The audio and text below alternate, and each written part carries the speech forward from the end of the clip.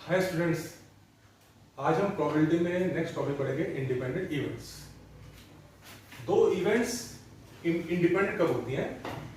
जैसे for example एक event A है और एक इवेंट बी है। ये इंडिपेंडेंस कब होगी? जब एक की प्रोबेबिलिटी को दूसरे के होने ना होने से कोई फर्क नहीं पड़ता। जैसे हम एक एग्जांपल लेते हैं कॉमन कि सपोज एक स्टूडेंट है तो उसके हम 90% लाने की प्रोबेबिलिटी की बात करें तो हम कह रहे हैं कि वो स्टूडेंट्स की 90% लाने की प्रोबेबिलिटी क्या है, given that another student has gone to school every day. तो क्योंकि दूसरे स्टूडेंट के स्कूल जाने ना जाने से इसकी प्रोबेबिलिटी को फर्क नहीं पड़ता, तो ये दोनों इवेंट्स मतलब इसकी मार्क्स 90% लाने की प्रोबेबिलिटी जो इवेंट है और दूसरे स्टूडेंट की स्कूल जाने की, इनका आपस में कोई रिलेशन नहीं है। ठीक है, तो ये इवेंट उसके से इंडिपेंडेंट है। हाँ, ये डिपेंडेंट है खुद के स्कूल जाने से। ठीक है, वो तो डिपेंडेंट इवेंट्स होगी कि अगर हम पूछें कि ये स्टूडेंट्स के 90% लाने की प्रोबेबिलिटी क्या है, give that he goes to school daily. ठीक है, वो तो डिपेंडेंट है, बट दूसरे स्टूडेंट के साथ वो इंडिपेंडेंट होगा। ओके, तो अगर ए और बी इंडिपेंडेंट हुई उस केस में probability of A that B has already occurred is simply equal to P A. ठीक है, तो अगर कंडीशन हो जाए कि बी हो चुका है तो ए की प्रोबेबिलिटी क्या है उससे, क्योंकि बी से वो इंडिपेंडेंट है तो उसको फर्क नहीं पड़ता कि बी हुआ है, तो बी की कंडीशन से फर्क नहीं पड़ता, तो उसकी प्रोबेबिलिटी जो अपनी है वही रहेगी, तो it will remain P A. ठीक है, तो उस हिसाब से जो हमने कंडीशनल प्रोबेबिलिटी के लिए पढ़ा था कि पी ए बाय बी जो होता है वो होता है P A intersection B upon P B. तो यहां से हमारा रिजल्ट आता है कि P A intersection B equal to P B into P A by B. ये कंडीशनल प्रोबेबिलिटी मैंने पढ़ा था, तो यहां से इंटरसेक्शन फॉर्मूला है। और if A and B are independent events, उस केस में P A by B will be equal to simply PA. In that case, P A by B will be equal to PA. तो यहां substitute कर देंगे तो P A intersection B is equal to P B into P A. ठीक है, तो हमारी दो अगर इवेंट्स जो इंडिपेंडेंट है तो उनकी इंडिपेंडेंस की रिलेशन क्या है कि जो उनकी इंटरसेक्शन की प्रोबेबिलिटी है वो उनकी इंडिविजुअल प्रोबेबिलिटी का प्रोडक्ट होता है। यानी, और हम ऐसे भी लिख सकते हैं इसको, और we can write P A intersection B equal to P A into P. तो this is condition for two events to be independent. ठीक है, that is P A intersection B is equal to P A into P. अब हम independent event का एक question करते हैं। ये क्वेश्चन है a dice thrown if E is the event, the number appearing is a multiple of 3. ठीक है, and F is the event, the number appearing is even. Then find whether E and F are independent. ठीक है, तो इसमें हमें E and F को independent dependent देखना है। तो पहले हम अपना सैंपल स्पेस बना लेते हैं। तो सैंपल स्पेस हमारा क्या है? सैंपल स्पेस जब हम डाई थ्रो करते हैं तो उसमें 6 इवेंट्स होती है, 1 2 3 4 5 6। तो सैंपल इवेंट्स में 1 2 3 4 5 एंड 6। तो ये हमारा हो गया टोटल सैंपल स्पेस। ठीक है, अब हम ई और एफ बनाते हैं। ई जो है हमारा इवेंट है that is the number appearing is a multiple of 3। ठीक है, तो मल्टीपल ऑफ 3 क्या हुआ? इसमें मेरा 3 आएगा और 6 है, वी गेट 3 एंड 6। और उसके बाद हम एफ इवेंट बनाते हैं। एफ क्या है? The number appearing is even. तो इसमें इवन नंबर आ जाएंगे। एफ में आएगा 2 4 एंड 6। ठीक है, और इंडिपेंडेंट इवेंट्स का फॉर्मूला क्या है कि probability of E intersection F should be equal to P into P। अगर ये दोनों प्रॉपर्टीज लेफ्ट और राइट साइड इक्वल हो जाती तो हमारा इवेंट्स विल बी इंडिपेंडेंट। तो हम निकालते हैं इनकी प्रोबेबिलिटी। तो पहले इंटरसेक्शन निकालना पड़ेगा हमें। तो हमें पहले ई और एफ का इंटरसेक्शन निकालना पड़ेगा। ई और एफ का इंटरसेक्शन निकालने के लिए कॉमन आएंगे, कॉमन इसमें सिर्फ 6 आ रहा है, ठीक है, तो इसमें सिर्फ एक ही हमारा है 6। ओके, तो अभी हम ये प्रोबेबिलिटी निकालते हैं, probability of E intersection F. तो ई इंटरसेक्शन में एक ही एलिमेंट है, टोटल एलिमेंट 6 है, तो प्रोबेबिलिटी विल बी 1/6। और पी निकालते हैं, तो पी जो है ई में 2 एलिमेंट्स है, टोटल आर 6, 2/6, तो ये आ गया हमारा 1/3। और probability of F is, F में 3 एलिमेंट्स हैं और तीनों में और टोटल हमारा 6 है, तो ये आएगा 3/6, तो हमारा आएगा 1/2।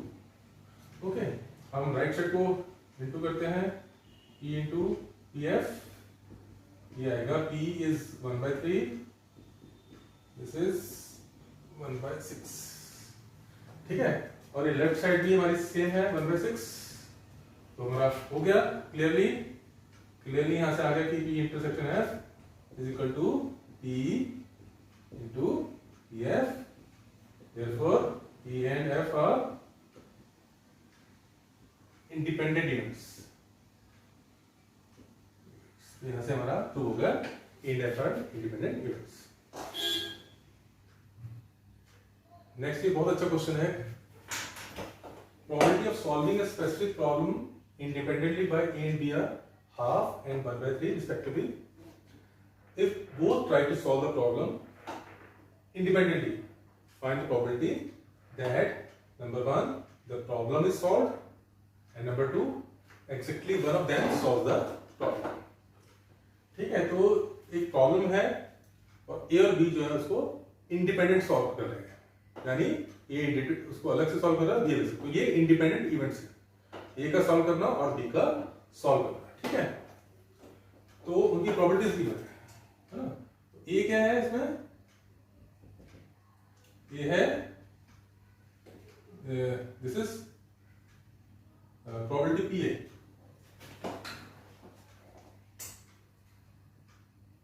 Probability of solving by A, ठीक है, जिसको में पी ए है वो हाफ है एंड पी बी जो है वो 1/3, ठीक है। तो एक ही प्रॉब्लम सॉल्व करने की प्रोबेबिलिटी हाफ है, तो एक ही प्रॉब्लम न सॉल्व करने की प्रोबेबिलिटी को बोलेंगे पी ए डैश। तो पी डैश पढ़ा होगा कि वो होता है टोटल प्रोबेबिलिटी सॉल्व करना और न सॉल्व करने की टोटल प्रोबेबिलिटी 1 होती है, तो ये हो जाएगा 1 माइनस हाफ, तो it will be again half. Similarly, PB dash will be 1 minus PB dash is कि B की प्रॉब्लम को न सॉल्व करने की प्रोबेबिलिटी, तो सॉल्व करने की प्रोबेबिलिटी 1/3 है, तो न सॉल्व करने की प्रोबेबिलिटी होती है 1 माइनस 1/3, ठीक है। 10 में पढ़ा हुआ है कि A और A dash की प्रोबेबिलिटी सम जो होता है हमेशा 1 होता है, ठीक है। तो PB dash is 1 minus 1/3, it is 2/3। ये हमारे भी काम आएंगे, इसलिए हमने पहले से इसको सॉल्व करके रख लिया, ठीक है।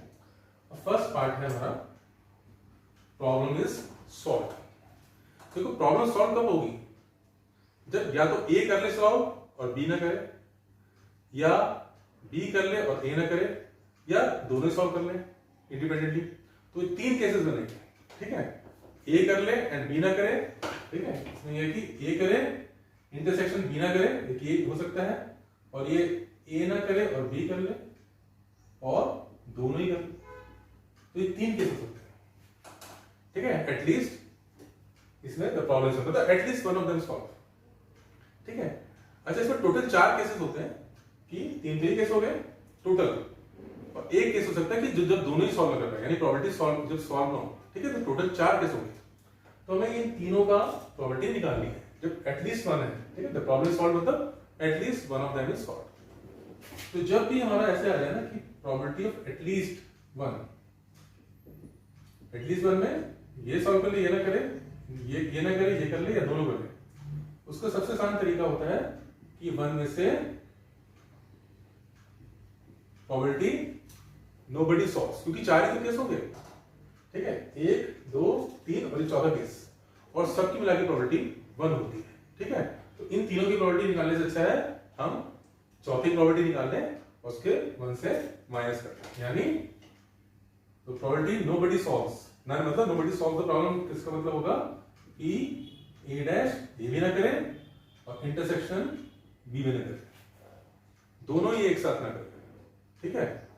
और क्योंकि ए और बी इंडिपेंडेंट इवेंट्स हैं तो उनका ए डैश और बी डैश भी इंडिपेंडेंट इवेंट्स होगी, क्योंकि ए के सॉल्व न करने की प्रोबेबिलिटी को बी के सॉल्व करने या न करने से कोई फर्क नहीं पड़ता, इसलिए ये इंडिपेंडेंट है और ये भी इंडिपेंडेंट इवेंट्स है, ठीक है। बस ये वैल्यू डाल देंगे हम यहाँ पे, ए डैश हमने निकाल रखा है हाफ और ये भी निकाल रखा हमने, इट इज 2/3, ठीक है। 1 माइनस 1/3 कैंसिल हो जाएगा, ये हमारा है आंसर 2/3।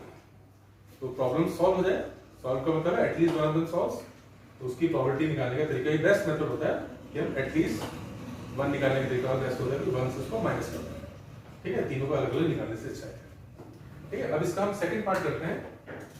जो सेकंड पार्ट है कि exactly one of them solves, मतलब एग्जैक्टली 1 सॉल्व करें, तो एग्जैक्टली 1 में 2 केसेस हो जाएंगे कि ए सॉल्व करें बट बी ना करें, दोनों इंटरसेक्शन दोनों एक साथ ए सॉल्व करें एंड बी ना करें, और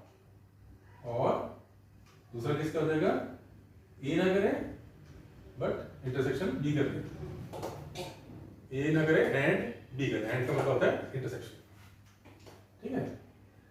और जो हमारा और का मतलब होता है प्लस, ये सेकंड केस है तो इसकी प्रोबेबिलिटी हमारी ऐड हो जाएगी, ठीक है। और क्योंकि ये ए और बी इंडिपेंडेंट इवेंट्स है तो ए और बी डैश भी इंडिपेंडेंट होगा, तो इंडिपेंडेंट के लिए हम इसके लिए करते हैं ए पी ए इंटू, तो ये अलग अलग हमारा ऐसे हो जाएगा, जो इंडिपेंडेंट का फॉर्मूला है, ठीक है।